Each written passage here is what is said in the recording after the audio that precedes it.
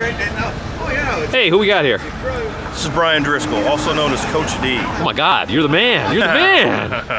Could you please tell my wife that? I'm not going to get into that.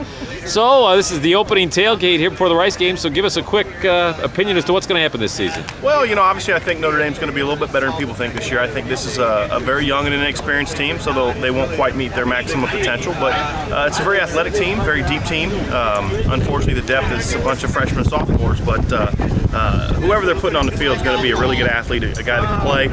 And I think it's going to be a season that'll have some ups and downs, some games they should win that they'll win that they should. There's some maybe a game or two that they'll lose that maybe we thought they would have won, but that happens with a young team. But end of the year, I think we're all going to be really excited about what this team's going to be like going into 2015. And if everybody stays healthy and comes back, I think this is a team that's going to be competing for a playoff spot next season. Now, I know you followed Notre Dame for a long time. What's your favorite Notre Dame memory? My favorite Notre Dame memory is, it's 1988. I was 10 years old. I was starting to really get into Notre Dame, and watching the Rocket return 2 kickoffs back against Michigan was when I kind of got hooked. And then later that season, my friend had a huge 100-inch television. This is back, in the 80s when those things were very, very rare.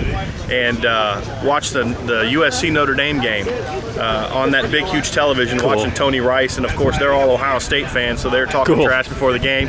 All the Buckeye fans talking trash to me. And then when Tony rips off that option run and Stan Smigala takes that pick back, I had a lot to say. I had a lot to say. What's your worst Notre Dame memory? Worst Notre Dame memory?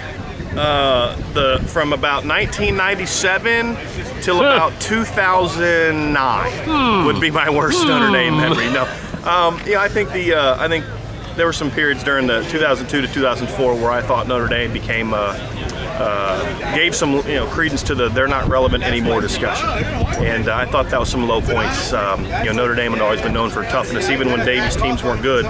Davy's teams were still tough. They fought. You knew you were going to have to come in here and battle. I thought they lost that during that 3-year period, and Charlie did an okay job building it back up, and I think Kelly and Longo and his staff have continued to get them back to where they need to be. They're not quite there yet, but I think they're a whole lot closer than obviously where they were.